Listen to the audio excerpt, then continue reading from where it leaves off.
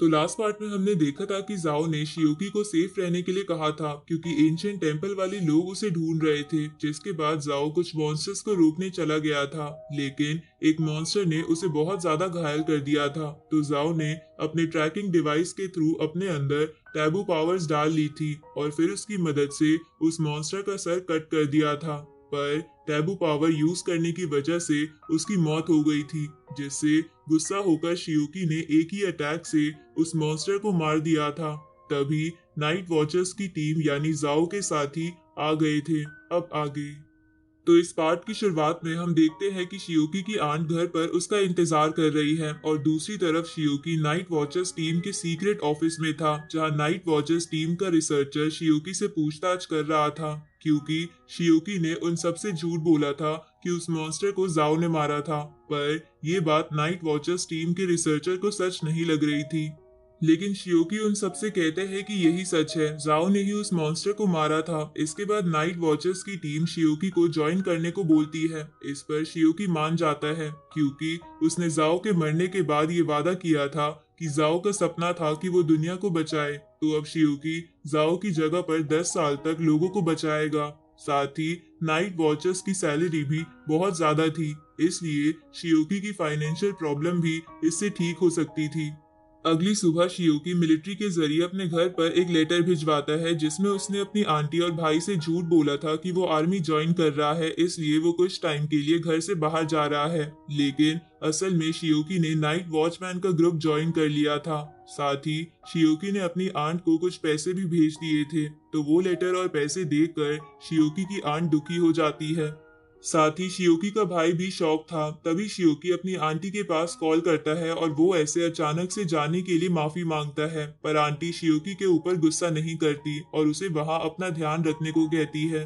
साथ ही शियोकी की आंट उससे कहती है कि जो पैसे उसने भेजे हैं वो उसकी शादी के लिए जमा कर लेगी, पर शियोकी अपनी आंट से बोलता है कि आपको वो पैसे अपने और भाई के ऊपर खर्च करने चाहिए, क्योंकि उसे और पैसे हर साल गवर्नमेंट से मिलते रहेंगे। इसके बाद हम देखते हैं नाइट वॉचर्स टीम के कैप्टन ने शियोकी के कहने पर उसके घर के बाहर एक प्रोटेक्टिव बैरियर लगा दिया था, जिससे उसकी फैमिली डीमन से सेफ रहे। इधर नाइट वॉचर्स की टीम शियोकी की ट्रेनिंग शुरू कर देती है, जहां सबसे पहले टीम का स्नाइपर शियोकी का शूटिंग टेस्ट लेता है, जिसमें शियोकी अपने टारगेट को एक बार भी हिट नहीं कर पाता। ये देखकर वो स्नाइपर समझ जाता है कि शियोकी ने गन पहले कभी नहीं चलाई है।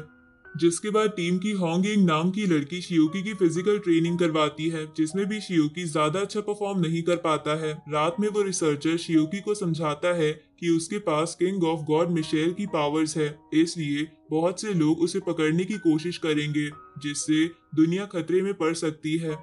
इसलिए शियोकी को जल्द से जल्द अपनी पावर्स के बारे में जानना होगा। इसके बाद उस टीम की छोटी लड़की जियाओ शियोकी को वर्चुअल वर्ल्ड में लेकर जाती है, जहां वो उसे बताती है कि हमारे पास एक स्पेशल सॉफ्टवेयर है जिससे पता चल जाता है कि कोई पर्सन किस लेवल पर है। इसके बाद वो शियोकी का लेवल टेस्ट करती है, जो कि लेवल 1 बेसल लेवल था। साथ ही वो शियोकी को बताती है कि 6 कल्टीवेशन लेवल्स होते हैं, जिसमें क्लैन लेवल सबसे पावरफुल होता है। तो ये सब जानकर शियोकी अगले दिन रिसर्चर से पूछता है कि क्या कोई अब तक क्लेन लेवल पर पहुंचा है। इस पर वो रिसर्चर बताता है कि अब तक टोटल 5 लोग क्लेन लेवल पर पहुंचे हैं, जिनमें से एक तो नाइट वॉचर्स का कमांडर है, पर बाकी 4 लोग कहाँ हैं ये किसी को नहीं पता। अब शियोकी की ऐसी ही ट्रेनिंग चलती रहती है, जहाँ कुछ दिनों बाद भी शियोकी अपने टारगेट को शूट नहीं कर पा रहा था। तो वो स्नाइपर शियोकी से कहता है कि वो शूटिंग के लिए अपनी एबिलिटी का यूज क्यों नहीं कर रहा, पर शियोकी अपनी पावर्स यूज करने के बाद भी ठीक से शूट नहीं कर पा रहा था। आगे उसी टीम का मो नाम का बंदा शियोकी की स्पीड ट्रेनिंग करवाने लगता है, जहां ऐसा करते हुए वो उसकी पावर्स के बारे में पूछता है, तो शियोकी उसे उन सभी पावर्स के बारे में बता देता है जो उसे नाइक्स को ठीक करने के बाद मिली थी। ये जानकर मो हैरान होते हुए कहता है कि किंग ऑफ गॉड्स के पास तो बहुत अच्छी अच्छी पावर्स होनी चाहिए थी, तो तुम्हें सिर्फ ऐसी पावर्स कैसे मिल सकती है। तभी वो शियोकी की तरफ देखता है, जो स्पीड ट्रेनिंग में भी अच्छा परफॉर्म नहीं कर पा रहा था। रात को शियोकी रिसर्चर से पूछता है कि किंग ऑफ गॉड मिशेल के पास कौन कौन सी पावर्स थी। इस पर वो रिसर्चर बताता है कि हमें मिशेल की पावर्स के बारे में ज्यादा नहीं पता है, बट हमारी एक ओल्ड साइंटिस्ट की बुक में मिशेल की पावर्स के सेक्शन में बस चमत्कार लिखा है, पर किसी को उसका मतलब नहीं पता। अब कुछ दिन बीत जाते हैं जहां धीरे धीरे शियोकी स्पीड और फिजिकल ट्रेनिंग में काफी अच्छा परफॉर्म करने लगता है। साथ ही वो छोटी लड़की जियाओ जब शियोकी की मेंटल स्ट्रेंथ की ट्रेनिंग करवा रही थी तो वो भी शियोकी की ग्रोथ देखकर हैरान थी। पर जब शियोकी शूटिंग क्लास के लिए जाता है तो वो स्नाइपर शियोकी को एक राइफल देता है और उसे कहता है कि इससे एक चींटी को भी मारा जा सकता है, पर शियोकी उसे भी अपने टारगेट को हिट नहीं कर पाता। ये देखकर वो स्नाइपर समझ जाता है कि शियोकी गन्स के लिए नहीं बना है। अगली रात को वो रिसर्चर शियोकी से कहता है कि तुम्हारी ट्रेनिंग काफी अच्छी चल रही है और तुम्हारी प्रोग्रेस देखकर लग रहा है कि हमें तुमको और अच्छे से प्रोटेक्ट करना होगा ताकि तुम एंशिएंट गॉड चर्च की पकड़ में ना आ जाओ। इस पर शियोकी उससे पूछता है कि असल में ये लोग हैं कौन और मेरे साथ क्या करना चाहते हैं। ये सुनकर वो रिसर्चर कहता है कि वो तुम्हें कंज्यूम करना चाहते हैं। ये सुनकर शियोकी हैरान हो जाता है। तभी वो रिसर्चर शियोकी को बताता है कि ये एंशिएंट गॉड टेम्पल 3 बुरे गॉड्स ने मिलकर बनाया था ताकि वो दुनिया पर कब्जा कर सके, और इसके लिए वो टैबू और डिवाइन पावर वाले लोगों को अपनी टीम में शामिल करते हैं। ये सुनकर शियोकी पूछता है कि अगर वो लोग पूरी दुनिया पर कब्जा करना चाहते हैं तो जरूर जहां जहां फॉग है वहां के इंसान भी जिंदा होंगे। इस पर वो रिसर्चर कहता है कि अभी तुम इन बातों पर ध्यान मत दो और बस इतना ध्यान रखो कि वो एंशिएंट चर्च वाले लोग तुम्हें ना पकड़ ले, वरना वो तुम्हें या तो अपनी टीम में शामिल कर लेंगे या मार देंगे। आगे हम देखते हैं रात में शियोकी मो के साथ बाहर आया होता है क्योंकि मो ने उसे एक सीक्रेट दिखाने को कहा था। तभी शियोकी देखता है कि होंग यिंग जाओ की कब्र के पास बैठकर रो रही है। तब शियोकी को पता चलता है कि होंग यिंग जाओ से कितना ज्यादा प्यार करती थी। शियोकी होंग यिंग के पास जाकर उसे चुप कराने लगता है, पर मो उसे रोक देता है क्योंकि अगर शियोकी उसके पास गया तो ये कोई सीक्रेट नहीं रह जाएगा। तभी शियोकी देखता है कि वो वहां अकेला नहीं है बल्कि ग्रुप का हर मेंबर वहां है और हर कोई जाओ को मिस कर रहा है। अब ये सब देखकर शियोकी भी इमोशनल हो जाता है और सीधा घर जाकर सो जाता है जहां वो ड्रीम में नाइक्स के पास आया हुआ था, जहां वो नाइक्स को उसकी मेडिसिन देता है। पर नाइक्स को शियोकी का मूड ठीक नहीं लग रहा था, इसलिए वो उससे पूछती है कि बेटा क्या कोई प्रॉब्लम हुई है। लेकिन शियोकी उसे कुछ नहीं बताना चाहता था, तो नाइक्स उसे कहती है कि बेटा हम एक फैमिली है, तुम्हें मेरे साथ बात शेयर करनी चाहिए। इस पर शियोकी उसे बताता है कि मेरा एक दोस्त था जो दुनिया को बचाना चाहता था, पर वो अब इस दुनिया में नहीं है, इसलिए मैंने कुछ समय के लिए उसका काम संभाल लिया है, पर मुझे नहीं लग रहा है कि मैं उसकी तरह दुनिया को बचा पाऊंगा। ये सुनकर नाइक्स कहती है कि तुम्हें किसी के जैसा बनने की जरूरत नहीं है, वरना तुम खुद की जिंदगी ठीक से नहीं जी पाओगे। इसके बाद नाइक्स बोलती है कि मुझे लग रहा है कि तुम्हारी जान को खतरा हो सकता है, इसलिए मैं तुम्हें अपना ब्रेसलेट देना चाहती हूँ जो तुम्हें प्रोटेक्ट करेगा। लेकिन तभी नाइक्स को याद आता है कि वो ब्रेसलेट उसके पास नहीं है और वो शियोकी से कहती है कि मेरा ब्रेसलेट 5 साल पहले एक लड़की ने मुझे हराकर ले लिया था जो इसी हॉस्पिटल के 3rd फ्लोर पर रहती है।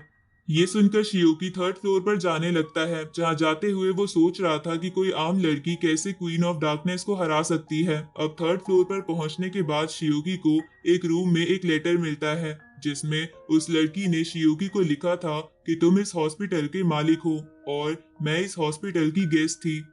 साथ ही मैंने कुछ समय के लिए तुम्हारी पेशेंट का एक ब्रेसलेट लिया है जो मैं वापस आकर लौटा दूंगी। उसी वक्त शियोकी देखता है कि उस हॉस्पिटल के पीछे हलचल हो रही है, तो शियोकी वहां चला जाता है जहां उसे एक जेल में वही डीमन मिलता है जिसकी वजह से जाओ मरा था। वो डीमन बाहर निकलने की काफी कोशिश कर रहा होता है। तभी शियोकी अपनी थोड़ी सी पावर रिलीज करता है जिससे वो डीमन दूर जाकर गिरता है।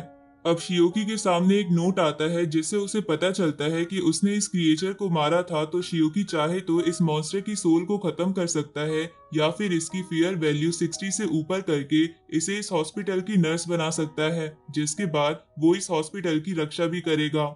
अब शियोकी अपने एक अटैक से उसका हाथ काट देता है और उसका गला पकड़ लेता है। फिर शियोकी उस मॉन्स्टर का माइंड रीड करता है जिससे उसे पता चल गया था कि इस मॉन्स्टर को कुछ खिलाकर इतना स्ट्रांग बनाया गया था और उसे एंशिएंट चर्च के एक आदमी ने ये चीज खिलाई थी। साथ ही उसकी मदद से शियोकी को एंशिएंट चर्च के बारे में भी काफी कुछ पता चल जाता है। फिर शियोकी उस मॉन्स्टर का गला काफी जोर से दबाने लगता है और अब उस मॉन्स्टर की आंखों में भी डर दिख रहा था, पर शियोकी उस मॉन्स्टर से कहता है कि वो उसके ऊपर बिल्कुल दया नहीं करेगा। और इस हॉस्पिटल की नर्स नहीं बनाएगा क्योंकि उसने काफी खास इंसान को मारा है। ये कहकर शियोकी उस मॉन्स्टर को मार देता है। अब अगले सीन में शियोकी कैप्टन के साथ स्वॉर्ड ट्रेनिंग कर रहा था, जहां कैप्टन के पास लकड़ी की स्वॉर्ड थी, लेकिन फिर भी शियोकी उसे छू भी नहीं पा रहा था। इसलिए कैप्टन उससे कहता है कि हमारी टीम में जाओ सबसे अच्छा स्वॉर्ड फाइटर था, जबकि उसके पास तो टैबू पावर्स भी नहीं थी। ये सुनकर शियोकी को जाओ की याद आने लगती है और वो गुस्से में एक ही अटैक से कैप्टन की स्वॉर्ड को कट कर देता है। ये देखकर कैप्टन शियोकी से थोड़ा इम्प्रेस हो गया था।